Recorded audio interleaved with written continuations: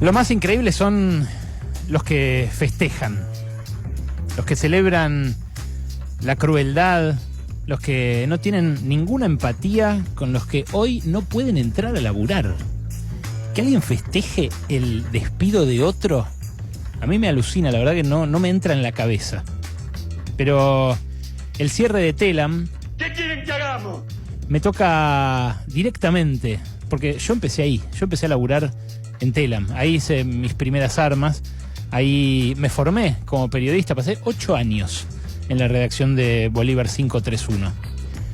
Y el cierre de Telam, primero hay que decir, lo pueden llevar adelante porque está vigente el decreto de necesidad de urgencia, ese decreto con el cual arrancó Milei su gestión atropellando todas las instituciones de nuestra democracia, diciendo que modificaba como 300 leyes de un plumazo. Y para los que dicen que todos los gobiernos lo hacen, no todos los gobiernos lo hacen. Ningún gobierno modificó por decreto tantas leyes que se hayan discutido largamente en el Congreso en estos 40 años de democracia. Nunca, ninguno. Sí, hubo otros que hicieron decretos de necesidad de urgencia, que modificaron leyes por decreto, pero un decreto para cada ley. No un decreto barriendo con todo un corpus jurídico de la democracia, insisto, con sus cosas buenas, sus cosas malas, pero de prepo, a lo dictador. Ese mismo decreto, el DNU 70, deroga la ley de sociedades del Estado, con lo cual algo que se creó por ley, que se discutió un montón, como la Agencia Estatal de Noticias, vuela y se afuera mediante simplemente un discurso como el del viernes y un vallado como el que pusieron anoche ahí en la redacción de la Agencia Estatal de Noticias. Hay mucha gente que no sabe lo que se hace en Telam, que simplemente compró el discurso de que era una usina del pensamiento kirchnerista o una especie de eco de determinada ideología. Bueno, las agencias de noticias están en crisis en el mundo, pero son uno de los antídotos contra la posverdad, contra la fake news, contra eso que puebla las redes sociales y que en buena medida nos trajo hasta acá también.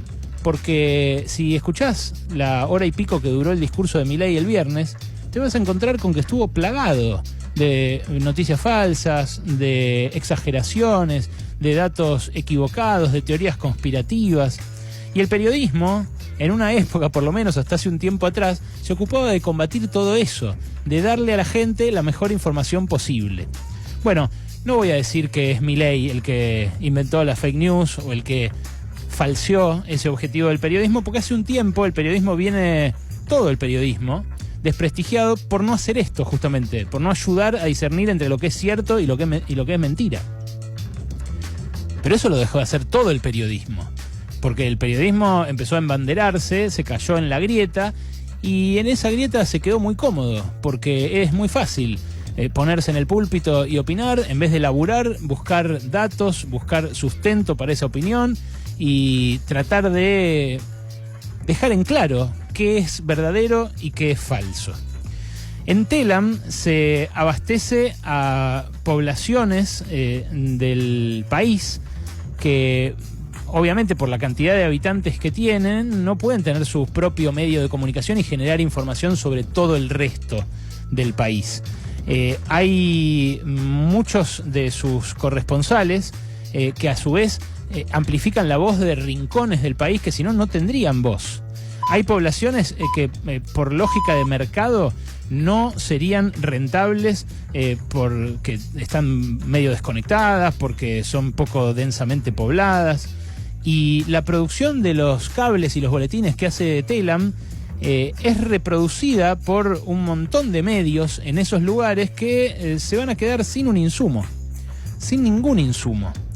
Los medios públicos le dan a la Argentina conectividad. Yo he estado en los confines más alejados de la capital, donde Radio Nacional no solo se escucha, sino que además la persona que está ahí de Radio Nacional es la única que puede traer a la ciudad de Buenos Aires o a otros lugares del país la voz de ese lugar. Por ejemplo, los incendios forestales en los Alerces. Ahí se recontra escucha Radio Nacional. De ahí salen boletines de Telam que abastecen a otras provincias donde se toman esas noticias y donde si no, directamente no se tomarían.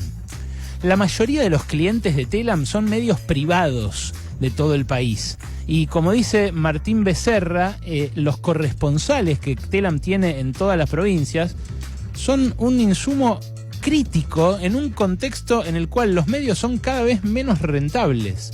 Los medios se están desertificando, se están dejando de existir y estamos quedando en manos de plataformas que tienen sede en Irlanda, pero se manejan desde Silicon Valley, que nos manejan mediante algoritmo el pensamiento y la relación entre unos y otros acá en Argentina. Ese rol, en los años 40, cuando nació Telam, lo cumplían las agencias de noticias internacionales. Había un par de agencias yanquis que manejaban el mercado de la información a nivel mayorista, digamos, que es lo que hicieron históricamente en estos 80 años las agencias de noticias. Ahora hay muchos que creen que se pueden reemplazar por las redes sociales, y no, son lo contrario a las redes sociales, las agencias de noticias. Pero Telam, concretamente, tiene muchísima actividad. Tiene 760 trabajadores y trabajadoras. Es cierto, se acumulan en buena medida capas geológicas de laburantes que entraron con distintos gobiernos y que en muchos casos mantienen cargos jerárquicos que no ejercen, que en otros casos se ven confinados en lugares o en destinos en los cuales no hay tanta actividad. Pero esos laburantes, que dicho sea de paso, hoy Adorni exageró, no generan ni el 0,001% del gasto del Estado, son laburantes que prestan un servicio.